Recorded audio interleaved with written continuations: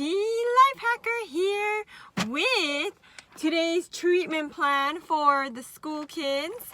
So they're working on their, of course, academics. So for these children, they're working on letters, the alphabets, and writing. And part of what we need to get to writing, the basics that they need, is to have the ability to write the pre-strokes for writing, which can be the lines, the curves. And in order to write, we also need to strengthen those muscles. So today is kind of about what do we need occupational therapy for kids? What does occupational therapy do with kids? All you do is play all day. I don't understand the point of you guys. You guys just play. How's that even work? You get paid to play? Well, you'll see why. So, in occupational therapy, occupations are things that are important to the person. And things that occupy their time and things that occupy your time will help build your skills, foundational skills. And it can be in everything. It can be in your social skills, your emotional skills, your psychological well-being, your quality of life, and your cognitive skills, physical skills, everything. So, for example, for older adults, or for adults, to stay inside, to sit in a chair and watch TV, that can be an occupation, and that's fine, but that is also potentially working on your visual scanning, on your ability to process information, and so that's great. That can be an occupation itself.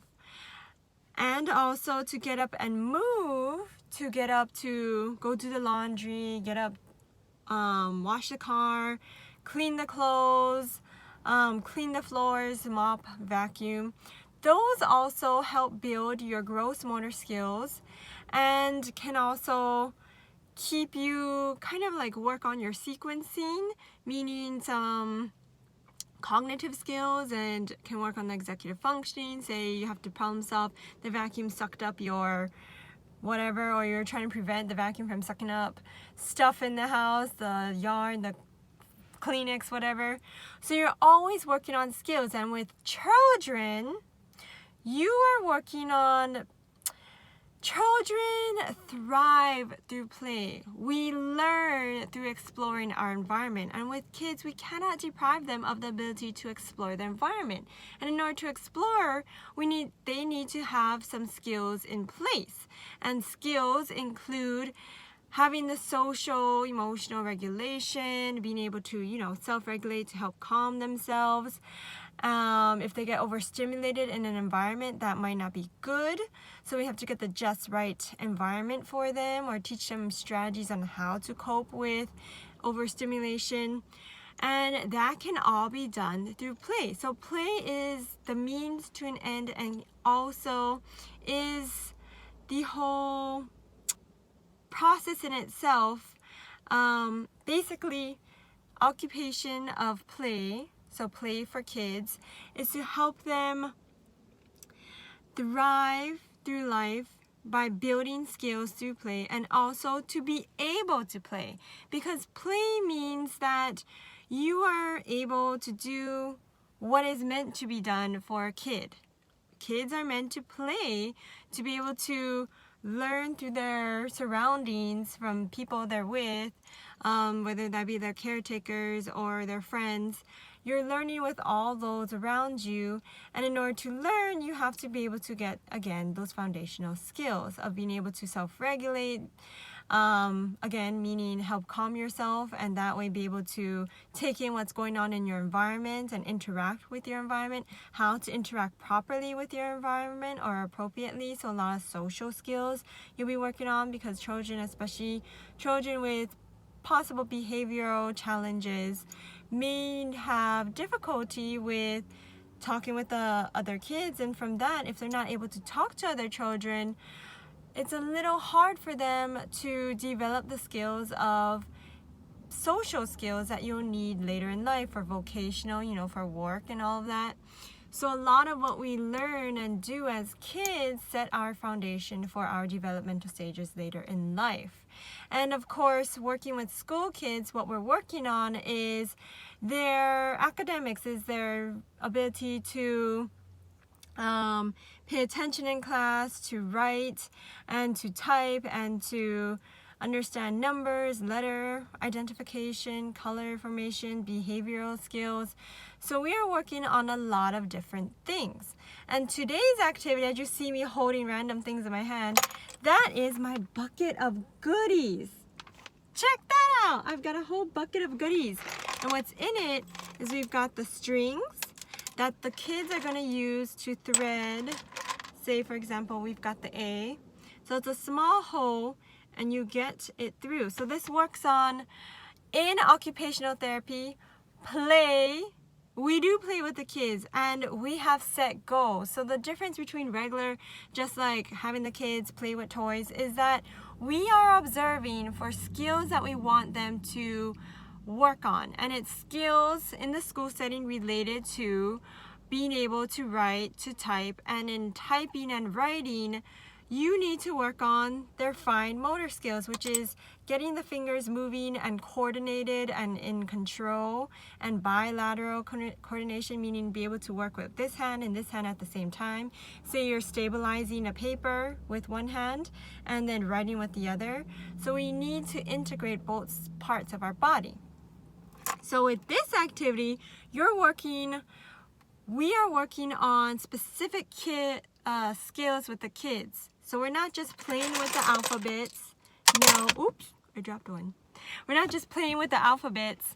We are honing in on skills that they need to work on. So in working on, again, the fine motor control, bilateral coordination, and all the things that they need in order to write and type with both hands, is they have to be able to use their visual skills, so to locate the holes in the letter, visual skills, looking at and finding the holes, and then holding it with one hand, then with the other hand, because you need to use two hands, right? Yeah, we know how to get the kids, trick the kids into building skills while playing. That's what OT is all about. You trick kids into skills building by playing. I love it. Okay, and then so you have the kids have to motor control, meaning they have to control both the left and the right hand by holding one in place, moving the other hand, and getting it right into the hole. So that takes targeting, again, visual skills, and also problem solving. If it's stuck, what do? Should they try different ways of putting it in? Or should they, maybe you could do something if it's a bigger hole. You could try to do that with the kids. There's different ways that the kids can problem solve, get another letter, try out, see if there's other holes. So you're definitely working on the kids' problem solving skills. And again, it's through play, it's through exploring their environment that they're learning. So you get it through, oh, I'm on the other end. So again, problem solving. If it doesn't fit through this end because there's a knot, then they have to figure out, okay, well, maybe I'll try the other end.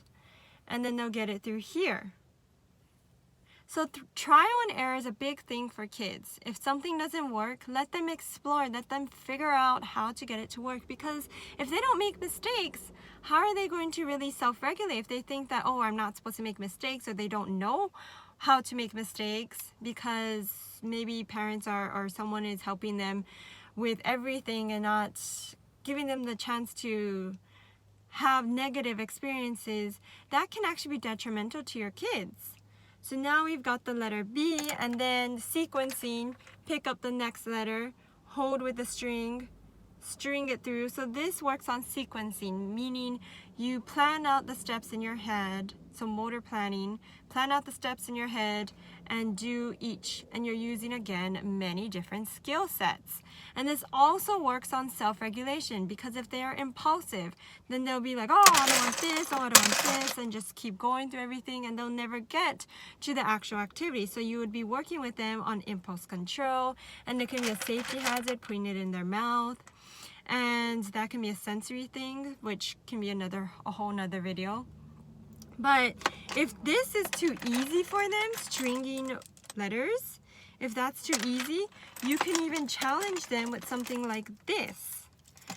So you see here, this is much bigger, and not just bigger, it is rougher texture, so it makes it even harder to string these through. But it forces them to focus on what they're doing and challenges them in that hand-eye coordination again. Oh, okay, well, thank you guys. Bye-bye.